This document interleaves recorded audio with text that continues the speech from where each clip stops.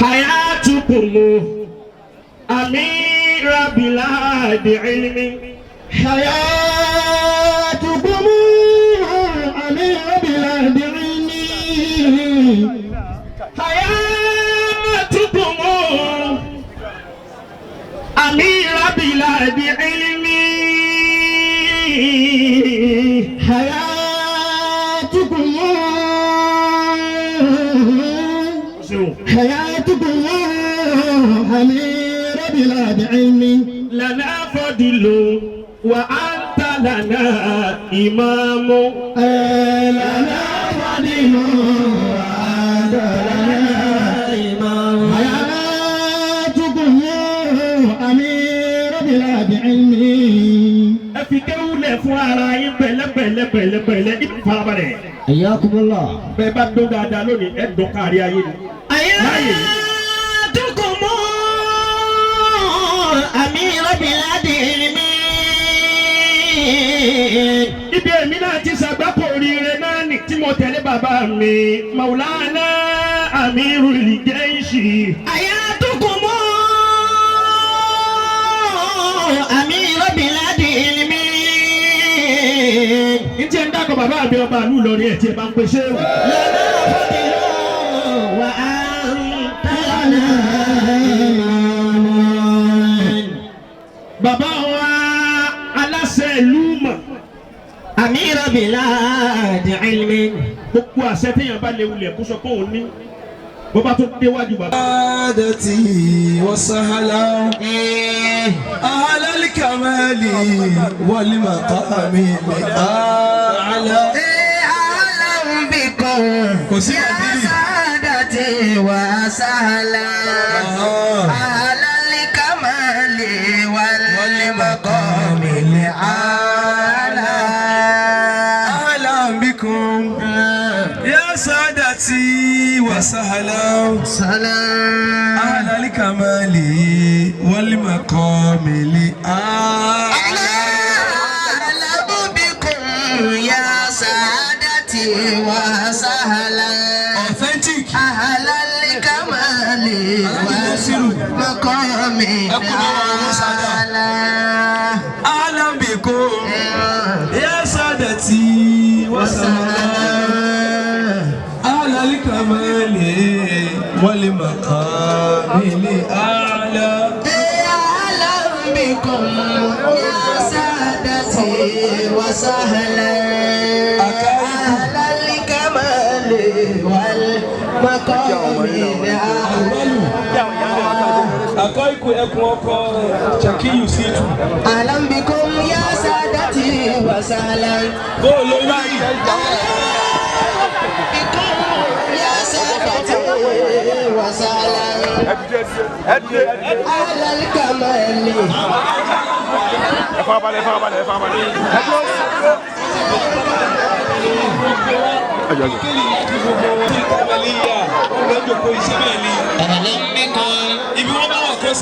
أهلا بكم يا سادتي وسهلا gbogbo ẹni ó bá wọṣọ funfun mádùn kàmẹ́lì ni tó kí mọ̀ṣẹ́ ọlọ́pẹ́ Allahu Akbar. الله أكبر كبيرا ẹni ó wọ búlù kó kí mọ̀ṣẹ́ ọlọ́pẹ́ Allahu Akbar. bọ́ọ̀lù wí. أهلا بكم يا سادتي وسهلا bàbá mùdírù lágòdì. أهلا بكم يا سادتي وسهلا bàbá mùdírù mádùn kàmẹ́lì. أهلا بكم يا سادتي وسهلا mẹ́kúdí. أهلا بكم يا سادتي وسهلا sádàtì wàsàlà. أهل الكمال والمقام الأعلى أهلا بكم يا سادتي وسهلا authentic. أهل الكمال والمقام الأعلى olúwa tó lànà òun ló lè ní mọ̀ fọ́tẹ́ntìkì sí ilẹ̀ fámánì sẹ́ni Olúwa tó lànà. ẹ̀sìn ẹ̀ wọ́n bá ń dírí ni. Òun lélẹ̀ ní mọ̀fọ́tẹ́ntì kì í sílẹ̀ fàráyé wọn. tí mo ní òwe kan mo retí àlìkálí wọn kan. إذا عد الأفاضل وأنت أول يا نبوة الذي يجمعنا بابا وتر والبركات بابا وتر المجد والبركات bàbá wa àṣẹ́fẹ̀ wa Ìsá. يا نبوة أنبا الذي يجمعنا بابا وتاج المجد والبركات بابا وتاج المجد والبركات. Gbogbo Ìlọrin Emirates youth integrity vanguard èlò lẹ́bi ìsìnkú náà bàbá wa. وولي أمين ويرتقي منه به. ilé bàbá wa bá lọ́rin láwọn yìí ẹ̀pọ̀ kíákíá. بشيخ والإخلاص بالنيات. ṣé gbọ́dọ̀ ọ̀rẹ́ mi.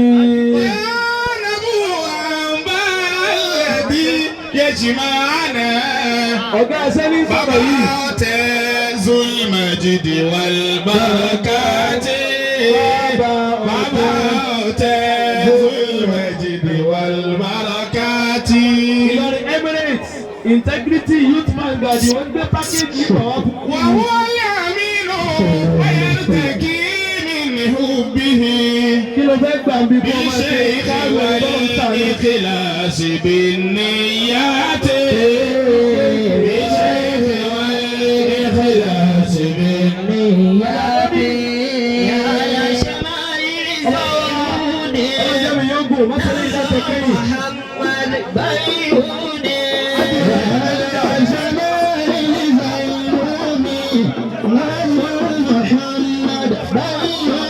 على الصفا والإرفان. bọ́lá ti sọ̀kalẹ̀ wá sí i. القريب والزمان. بآل الجيران. بأحمد الشيخ صلاتي. أولي فتياتي. بالأولياء وثاني الصلاة. الصلاة مشربكم من مذهبكم. ذوي الاعتبار بفائدتكم. دوام بزيد الجيلة. على الشمائل زينون. محمد بيوني. على الشمائل زينون.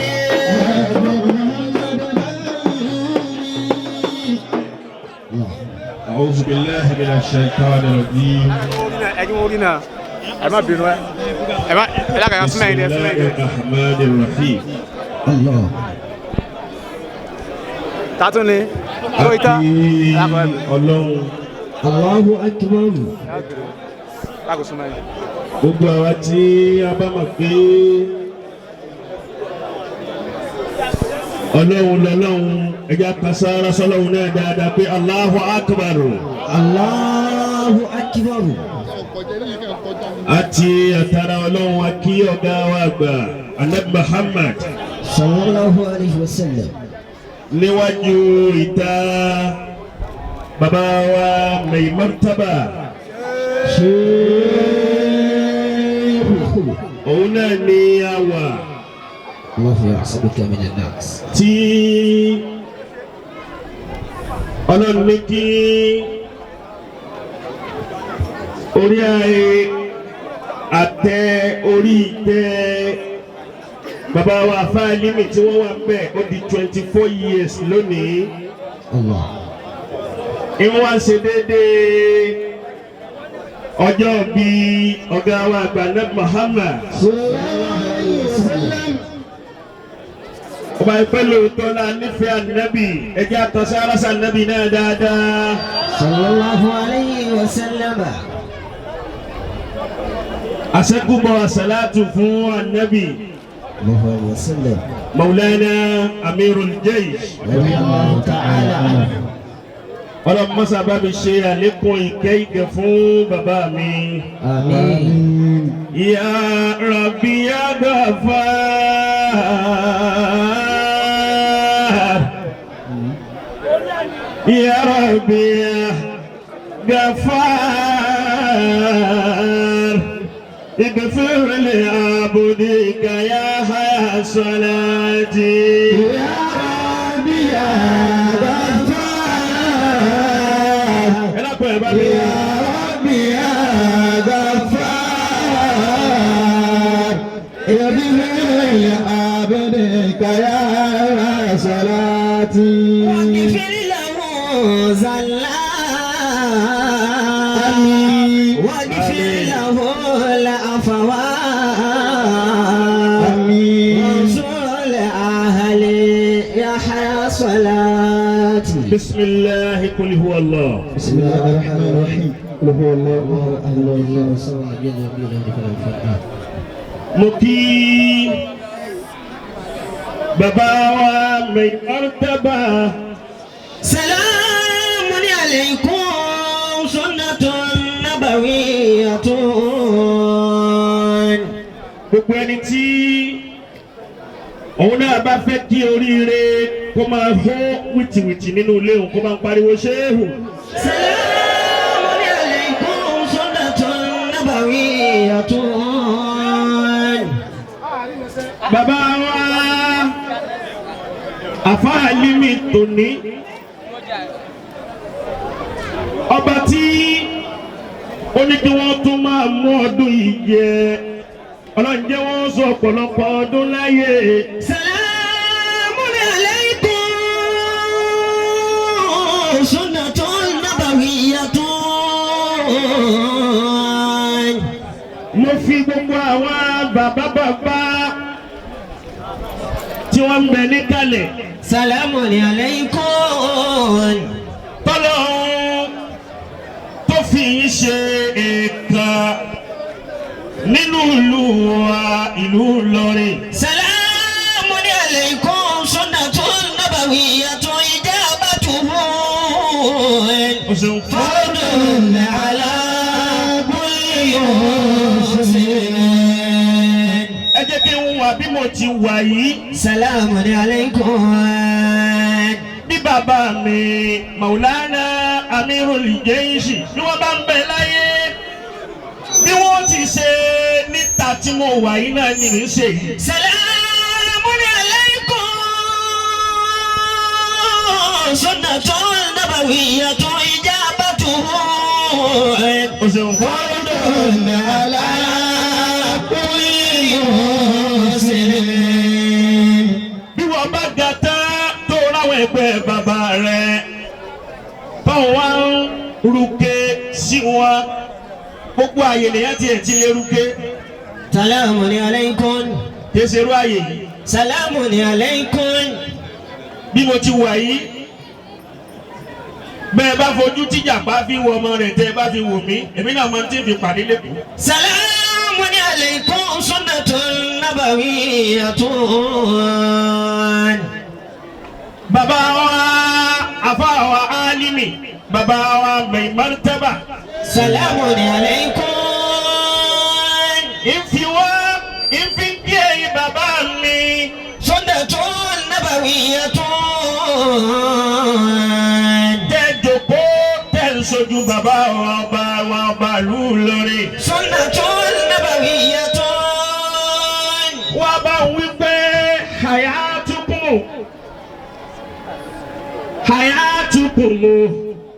amira biladi ilmi. حياتكم أمير بلاد علمي. hayatukumu بلاد علمي حياتكم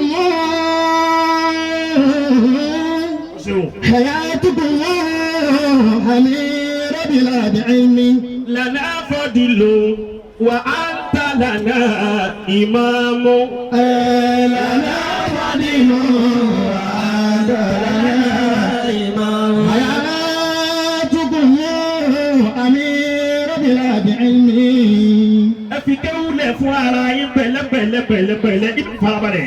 حياكم الله bẹ́ẹ̀ bá dún dáadáa lónìí ẹ dún kárí ayé ni.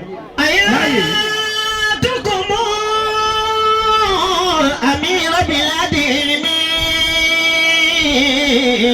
ibi èmi náà ti ṣàgbákò oríire náà ní tí mo tẹ̀lé bàbá mi Maulana Amirul Jaishi. حياتكم أمير بلاد علمي ǹjẹ́ ń dákọ̀ bàbá mi ọba àlù lọ ní ẹ̀ tí ẹ bá ń pèsè o. لنا فضل وأنت لنا إمام bàbá wa aláṣẹ ìlú mọ̀ أمير بلاد علمي gbogbo àṣẹ téèyàn bá léwu lẹ̀ kó sọ pé òun ní bó bá tó déwájú bàbá wa ọba àlọ́rin yóò wọlé lẹ́ẹ̀mẹ́ta. أمير بلاد علمي àwọn náà wọ́n jòkó yìí àwọn náà wọ́n jòkó yìí. حياتكم أمير بلاد علم لنا فضل ó ṣeun. وأنت لنا إمام pẹ̀lú pé bàbá wa ọba ìlú Ìlọrin wọ́n ń jẹ́ aláṣẹ wa wọ́n ń jẹ́ aláṣẹ mọ̀. حياتكم أمير بلاد علم لنا فضل ó wá di ọlá fún gbogbo wa náà. لنا فضل gbogbo ilé kọ̀ọ̀kan ní jẹ́ àlùbáríkà alẹ́ àfa alimi nílọrin. لنا فضل وأنت لنا إمام àmọ́ bó ti jẹ́ ọlá tó ẹni tó jẹ́ olórí gbogbo ọlá náà ni bàbá wa Maimartaba bàbá wa bàálù lọ́rẹ́ pèsè. lọ́nà fọdílù wà á. وأنت لنا إمام lọ́nà fọdílù wà á. لنا إمام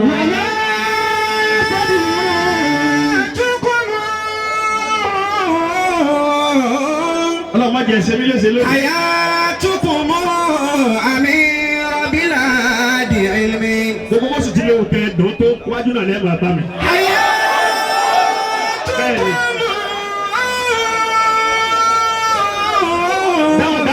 dáhùn. أمير بلاد علمي لنا فضل وأنت لنا إمام لنا فضل وأنت لنا إمام gbogbo àwọn tá a wà ń bí táwọn náà bá fẹ́ rí bàbá pẹ́ lérí àga wọn apariwo ṣéwù lẹ́ẹ̀mẹ́ta.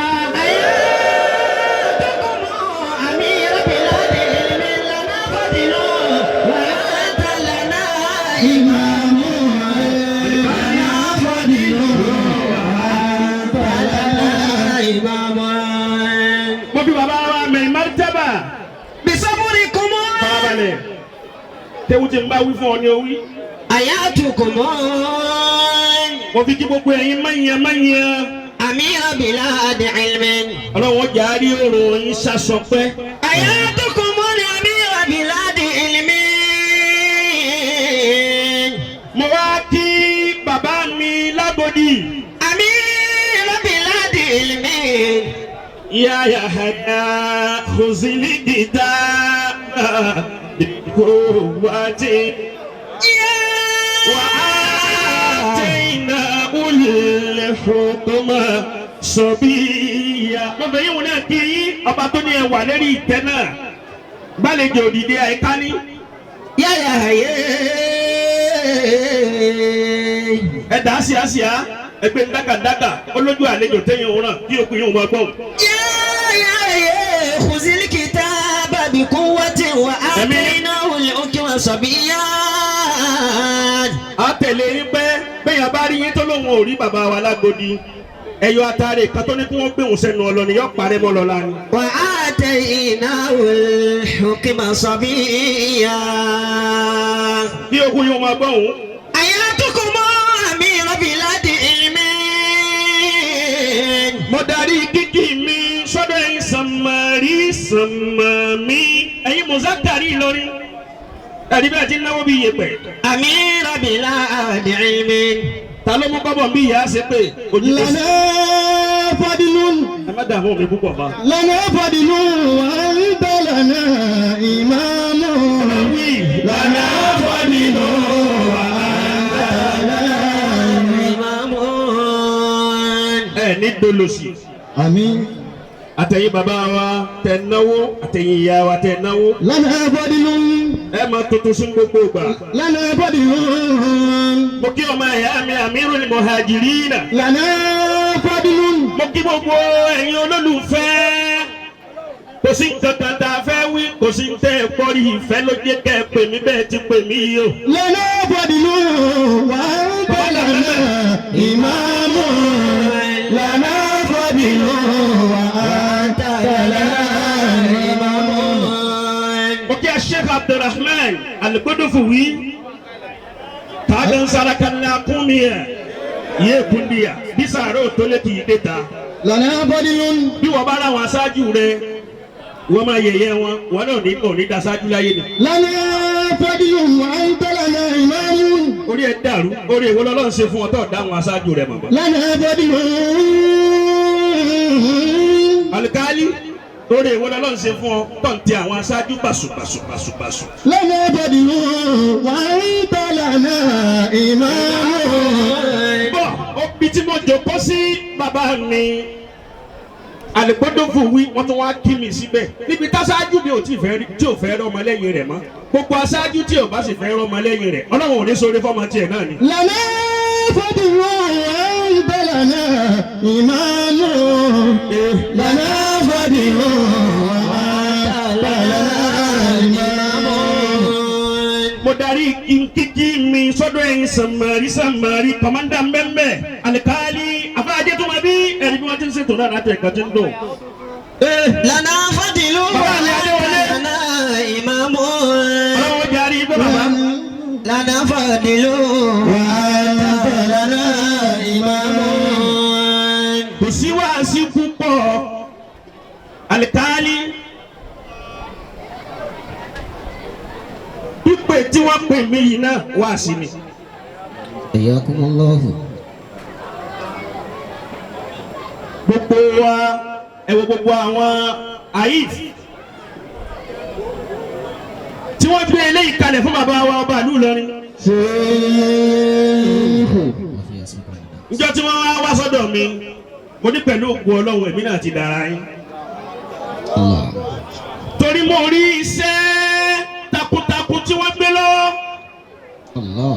Tó bá jásí wípé bí gbogbo àwọn ọ̀dọ́ nílọrin tá a bá kọ́sẹ̀ wọn ni àní máa ní àṣẹ́bí ìwèrè tá a ní káàkiri o.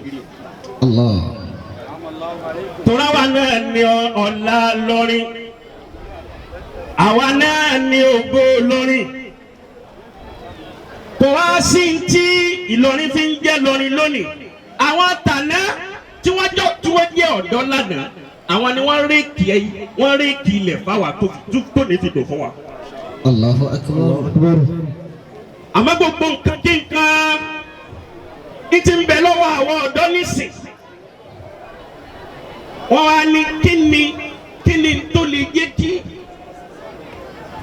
ọ̀dọ́ Ìlọrin mímọ̀ tí ń bẹ lára ọ̀dọ́ Ìlọrin àti àṣà tí ń bẹ lára ọ̀dọ́ Ìlọrin kí ló lè jẹ́ wọ́n máa lọ láíláíláíláí òun náà ni àwọn àyífù gbé lọ́wọ́ yìí. Ìwọ ń sọ fún gbogbo wa láti rí tèmi ẹ dákun ẹja jí lọrin ọ̀dà kọ́tọ̀ wa nílọrin náà ni àwọn àyíf ni wọ́n mójútó yìí gbogbo àwọn ọ̀dọ́ tá a wà ń bí ọ̀kálùkù náà máa ń tóun náà mójútó kò sí ti ń jẹ́ kọ́tọ̀ wa nílọrin tó ju Al-Qur'ani lọ. Allahu akbar. Ẹ bá ń pariwo Ọlọ́run. Allahu akbar. Kò sí ti ń jẹ́ lọrin ọmọ ẹ̀jẹ̀ lọrin tó ju ẹ̀sìn lọ. Gbogbo ìlú ló ní àṣà. Ìlú mi a máa gbẹ́bọ, ìlú mi a máa gbé orò, ìlú mi a máa gbé eégún, àmọ́ ní Ìlọrin ọlọ́wọ́ fún wa gbogbo èyí o ntọ́lọ́ pọ̀ wá lọ́rin ní Al-Qur'an. alhamdulillah. ní wọ́n jẹ́ máa sọ fún gbogbo àwọn ọ̀dọ́ Kùránì yẹn là wá ń fi ilẹ̀ lọ́rọ̀ wa ò fi bọ́ sójú ẹ̀. Kùránì ń nì lápàtì lọ́lọ́run náà fi ń pa wa náà tì í. bó ló ti wí aṣọ́bàlẹ̀ Ìlọrin wirasatukum aṣọ́bàlẹ̀ Ìlọrin. wirasatukum aṣọ́bàlẹ̀ Ìlọrin. Kitabullahi Abubakar wa nahjil tawimi. wirasatukum aṣọ́bàlẹ̀ Ìlọrin. O ṣeun.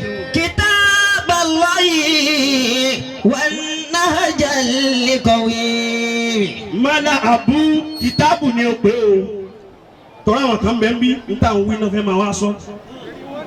Kitabullahi wa nahjul qawimi. Wọ́n wà lọ gé ẹnu bẹ̀ wọn ò ní mọ̀ pé kìí ṣe pé àsìkí nìkan làwọn àgbàlagbà tọrọ fún wa ìmọ̀ náà bẹ́ẹ̀ tí ń hó fẹ́lifẹ́li. Kitabullahi wa nahjul qawimi. Ìdọ́fà ni kìtáàbù lọ pé bàbá mi Yahaya ń bẹ ń kalẹ̀ kìtáàbù lọ pé torí pé ìdọ́fà bèlèmárífà wà. Al-idọ́fàtù bìnnàkẹ́rà al-idọ́fàtù nàkẹ́rà bìnnàkẹ́ràtì. ń bẹ al-idọ́fàtù nàkẹ́rà bèlèmárífà òun ni Abdullahi. Ìwọ̀n ní kìtáàbù láàyè má pè ní kìtáàbà ẹlòmíì ò ní nǹkan rẹ tí máa sọ láyé ntí ọ̀dà lòun máa sọ. wirasatukum aṣọ́bàlẹ̀ Ìlọrin. Kitabullahi wa nahjul qawimi. Wirasatukum àwọn ọ̀dọ́ Ìlọrin. Aṣọ́bàlẹ̀ Ìlọrin. Kó wo ni wirasatuna. wirasatuna aṣọ́bàlẹ̀ Ìlọrin. الضمائر المتصلات للمختصات للرفع موجود الضمائر المنفصلات أو متصلات للجمع المتكلمين موجود. wirasatuna aṣọ́bàlẹ̀ Ìlọrin. wirasatuna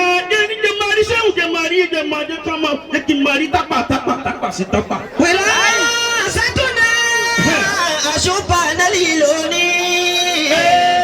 Kitabullahi wa nahjul qawimi. Kitabullahi wa nahjul qawimi. ẹ̀yin ọ̀dọ́ Ìlọrin ogún yín ogún wa ó náà ní alikitaabu wa sunna. Kitabullahi wa nahjul qawimi. ẹ̀yin bàbá wa ẹ dákun ẹ mú tẹ̀sùbà lórí wa àti ń yàyàkuyà. Kitabullahi wa nahjul qawimi. àti ń yà tí ò yẹ ká yà nínú ayé àti gbé Kùránì kalẹ̀. ẹ máa wọ́n sọ̀rọ̀ ni. Kitabullahi èmi ni ẹ máa wẹ̀ mí lẹ́gbẹ̀ẹ́. wa nahjul qawimi. gbogbo nǹkan ni mo pa ti torí tí. Kitabullahi wa nahjul qawimi. Kitabullahi wa nahjul qawimi. Kitabullahi wa nahjul qawimi. lónìí ó yẹ kí n wà ní Jamaliya ní lẹ́kọ̀ọ́ bí tí gbogbo nǹkan ti ṣe rẹ̀kẹ̀tẹ̀. Kitabullahi wa nahjul qawimi. mo wá sọ fún ṣé Abdullahi Akínbọ̀dé wọ́n ní bàbá mi lè máa ń tábà wọ́n pè mí lọ́rin. Kitabullahi wa nahjul qawimi. tọ́lá ìbáríkà ni olóyìn náà là ń gbé káàkiri. Kitabullahi wa nahjul qawimi. wọ́n ní bàbá mi lè máa ń tábà pè mí ní lọ́rin. àbí kí n òru mú ẹ̀rìn lánàá òru. Wa nahjul qawimi. àṣírí táwọn bàbá ńlá wa fi rìn mo wá pè ìyá wa kan mo ní kọ́ mo fẹ́ rìn lóru ṣé kí n máa rìn wọ́n ní àwọn ló kọ tí mọ́tò ń jẹ́ ni. Hayyakumullah. wọ́n ní kí o kọ tí ń jẹ́ wọ́n ní mi ò tí ì mọ̀ wọ́n ní ti kọ́kọ́rọ́ bọ̀. Hayyakumullah. bẹ́ẹ̀ bá ti kọ́kọ́rọ́ bọ̀ nù mọ́tò olóko tí ń wí torí bó ti mọ̀ wọ́n ti bá sítáàtì mọ́tò tí ó ṣe tuntun ó kọ́ lọ́hùn ní wí. Hayyakumullah. tó tì í bọ̀. Kìtàbù farabalẹ̀ yóò ní ayinú. Ẹ̀yà fún aláhù.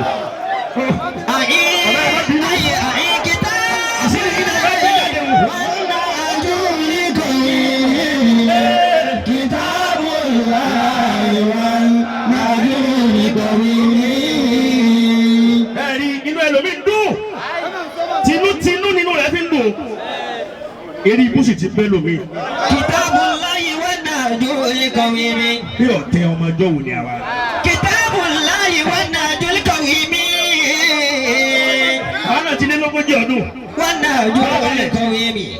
A ti lé lógójì ọdún. Ìta tí wọ́n ti jẹ gbogbo nǹkan ní stamp ló wà yìí. Tí n fi ń sọ̀rọ̀ bí n ti ń sọ̀rọ̀ yìí, gbogbo nǹkan ti ń wọlé sí mi láà. Kitabullahi wa najul qawimi.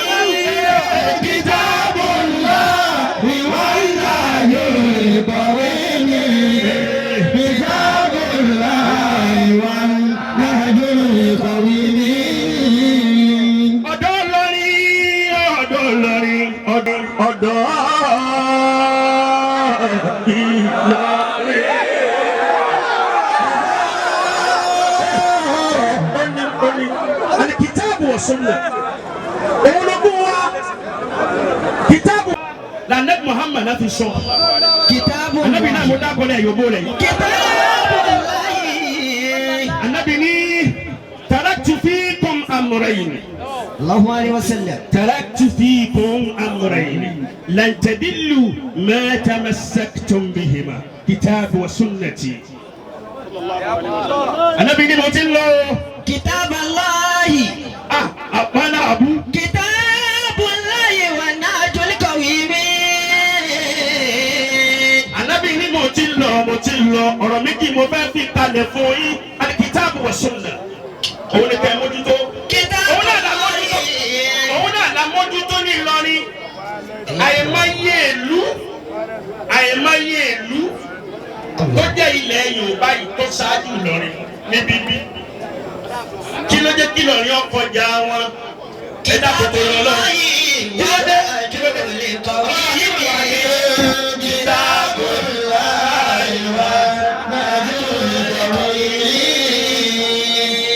dé tí Ìlọrin fi kọjá gbogbo ìlú? Kitabullahi. Al-Qur'ani ni. Kitabullahi. Al-Qur'ani wọn làwọn àyè fún mójútó yìí. Wa najul qawimi. Ìwọ ọ̀dọ́ tó ń gbọ́ mi, ṣé wọ́n mójútó Al-Qur'ani má? Kitabullahi wa najul qawimi. Ṣebí kìíní kan tí wọ́n máa pẹ́rẹ́ sí báyìí ló mú kí. Kitabullahi wa najul qawimi. Ó sì fẹ́ dògbò ọ̀la, ó fẹ́ dògbò Ìlọrin. Kitabullahi wa najul qawimi. Gbogbo wa náà la mọ̀ ru ẹgbẹ́ tá a wà láyé. Ẹ dákun torí Ọlọ́run, bó bá fẹ́ lẹ́yìn tó fẹ́ di ògbó àwọn nǹkan lọ́la, àfi ká mú mi ní déédéé kún wa. Kitabullahi wa najul qawimi. Kitabullahi wa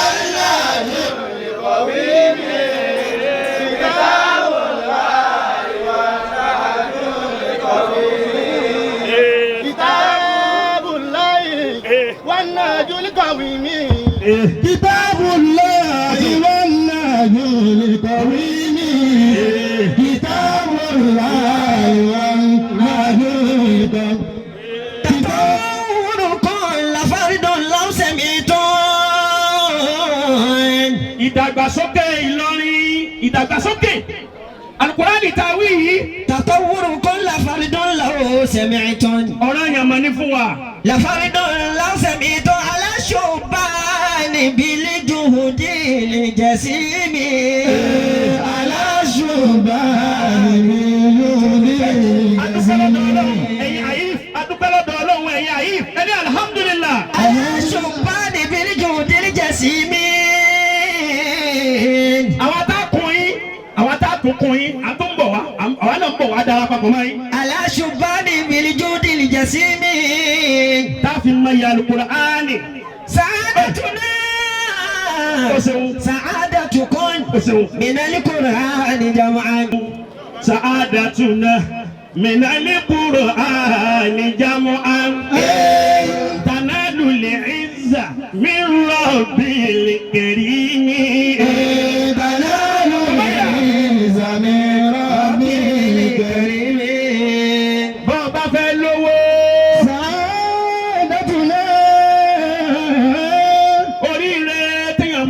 láyé ilé ló fẹ́ kọ́ ni ọmọ ló fẹ́ bí ni Sa'adatuna mọ́tò ló fẹ́ rà ni Sa'adatuna tó fi ń wá wàkúwà káàkiri Sa'adatuna ilé ló fẹ́ kọ́ ni Sa'adatuna tó fi ń wá wàkúwà káàkiri. Sa'adatuna minal Qur'ani jam'an gbogbo oríire téèyàn máa ṣe láyé nínú Al-Qur'ani ló wà. Sa'adatuna minal Qur'ani jam'an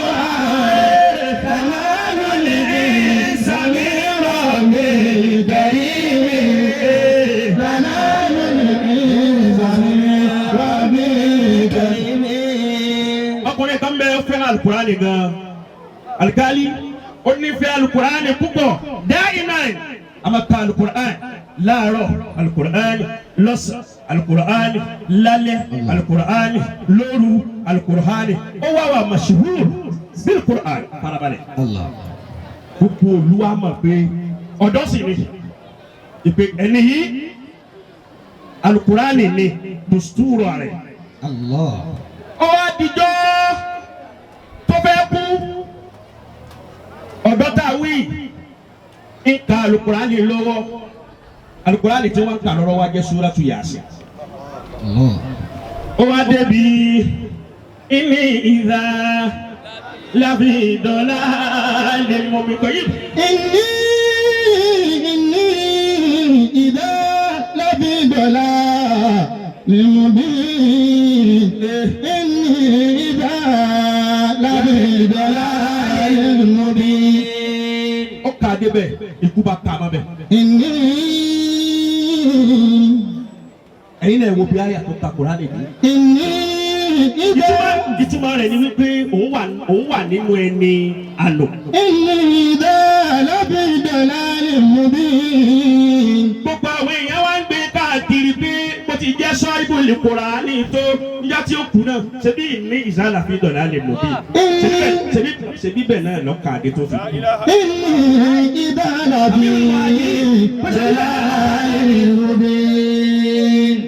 Kánú àwọn wà ní yẹ ọlọ́run. Ìkánú àwọn wà ní yẹ ọlọ́run. Àbá ti ń ta agbádá káàkiri yìí lọ́gbọ́n àbíkan jòkó lẹ̀ sí.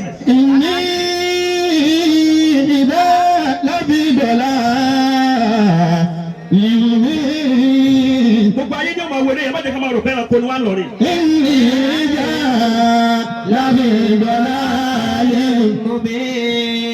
Ẹ bá yòbó àná Muhammad.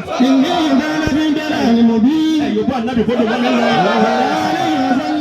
Ẹ yòbó ànábì kó dùn wọn nínú ọba. Ó débi ìní ìdá. Ẹ bá rí bẹ́ẹ̀ ni mo kọjú sí.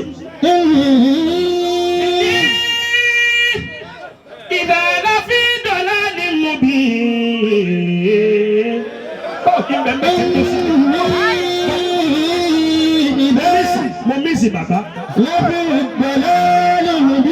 Ìtàwọn ta ní tìyàn yìí.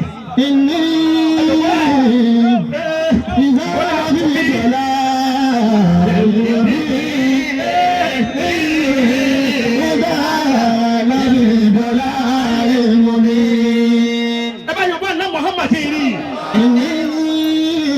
Wọ́n yẹn wọ́n ń gbé káàkiri àwọn sọ lóòó máa dìde. Olórí ikú wọn náà pọ̀ lẹ́yìn. Ọ̀dùnú sí ń tọ́ da. Ó lè rí tí ó da. Àwọn ọ̀dọ́ kan ń bẹ gíga tó da àwọn fẹ́ kọ́ wálẹ̀. Ọlọ́run ò lè tan náà dáadáa ní olè tiẹ̀ náà. Ìjà lábí ìdọ̀lá ni mo bí ní. Mélòó la kò ń lọ rí tá a tún máa sọ̀tì ara wa. Ìjà lábí ìdọ̀lá ni mo bí. Irọ́ sì ni gbogbo ẹ̀. Àwọn ò lè kú nísì. Àwọn tó bí wa ti ṣe wọ́n ti fẹ̀mí wọn ṣe sacrifice tiwa. Bàbá rẹ̀ ni tí ń yọ wá lẹ́nu púpọ̀ á pè wọ́n á sọ fún wọn eléyìí ń yọ wá lẹ́nu. Ẹ fà á lẹ́sẹ̀ kọ́ mọ wá bá yín potí.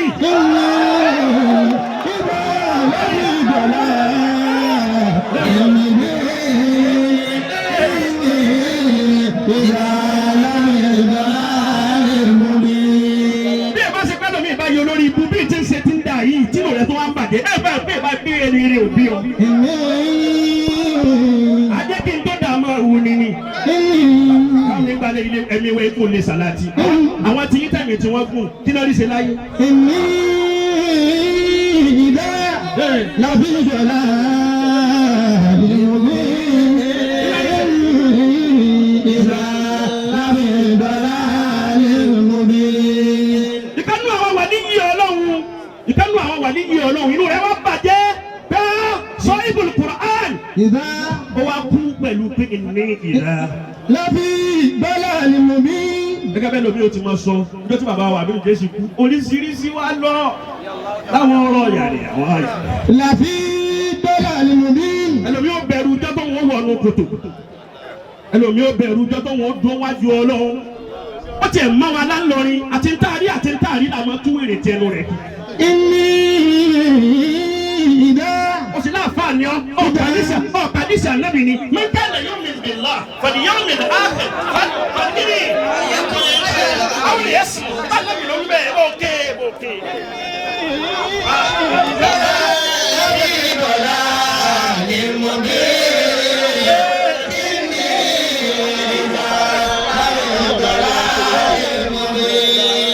abiyamọ tó fẹ́ ṣe ní ire láyé lónìí ẹ̀lẹ́gùn bàbá wa ó yẹ kó ànábì kó ti tẹ́tí mẹ́lẹ́gùn rẹ̀.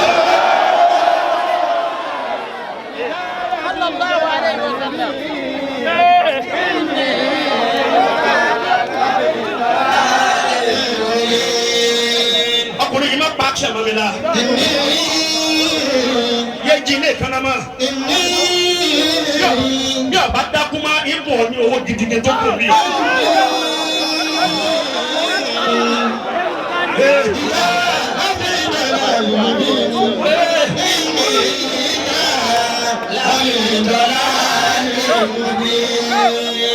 wọ́n wá sin ọkùnrin yìí tán wọ́n sin gbà wọ́n sin àwọn èèyàn wá lọlé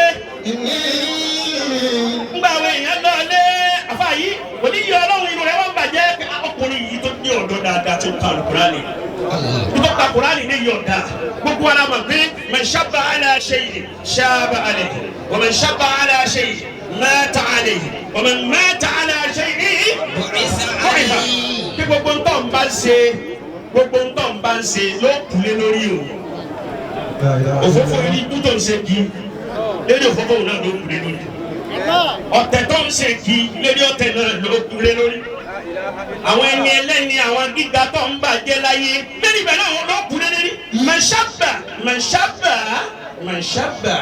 ala shay'in shaba bàbá mi dàpọ̀ bàbá mi àyà múlítàdá wọ́n wá mi rí báyìí pé ó ṣe wọ́n mọ̀ yìí ṣe wọ́n mọ̀. ìní ìdá láti ìdọ̀lá ìlúmi.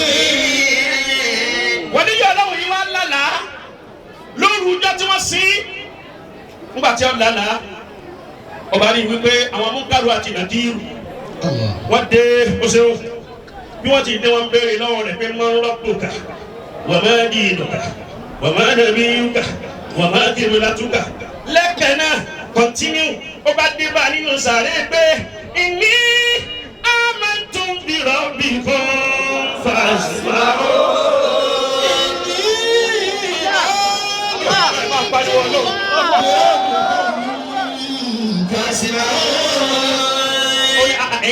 ẹ̀yin màláíkà tí wọ́n béèrè ìwé eléyìí lọ́wọ́ mi Kùránì lọ́wọ́ ni kúndé dasara ìlú ndé ọba kọ̀ntínú rẹ̀ wọ́n lé mi gbọ́ lọ́wọ́ ọba gbọ́ ìrọ́bì kan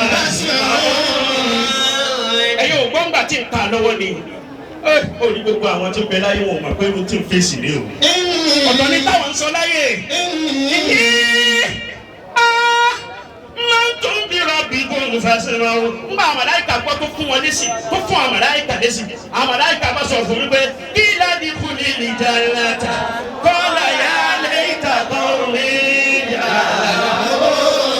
máa jà fara lé rọ́bì ọ̀yà lé ìlà ṣùgbọ́n rọ̀bì dà.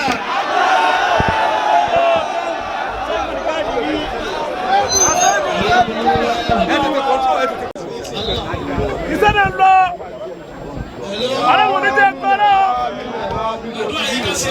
bá ṣe wí hun náà èsì tó bá mu náà nìyẹn kò sí ìnáyí tí èrì ṣe wọ́n sì máa ń gbà fún wọn ní kò fún yóò ọlọ́dún Muhammad àwọn sẹ́dún ọdún gbogbo àwọn ọ̀gọ́lẹ́gbà Alilori àwọn ẹgbẹ́ àwọn ọdún náà.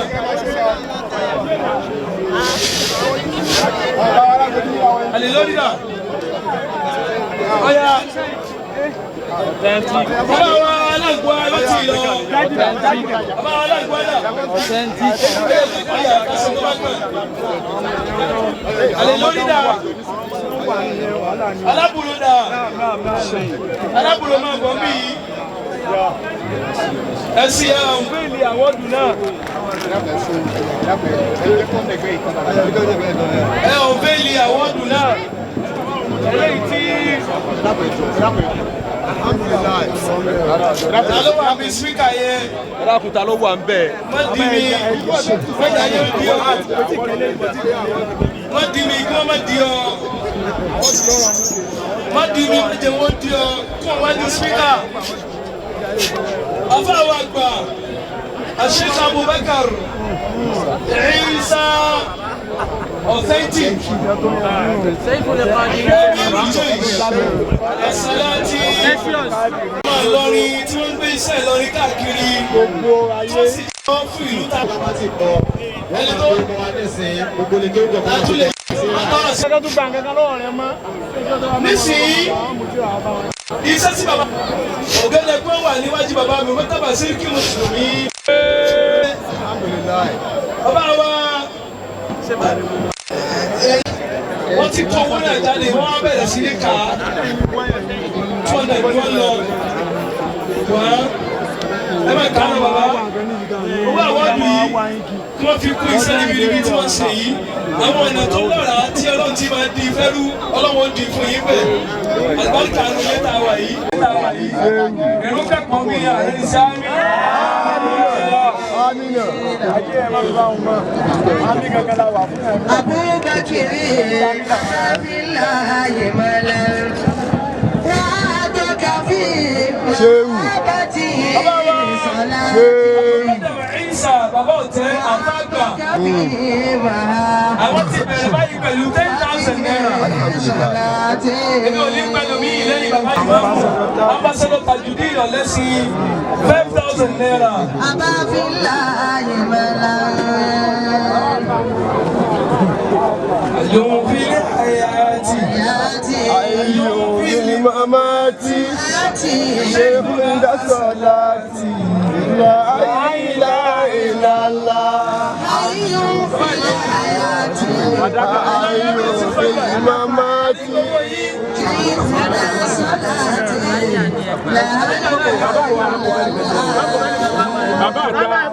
These awards of excellence.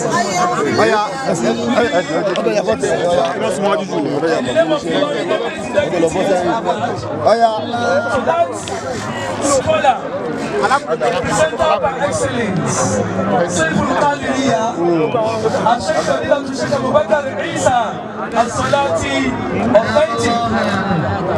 So represented by Ambassador Tajudeen. Okay, feel like you're lying snap now.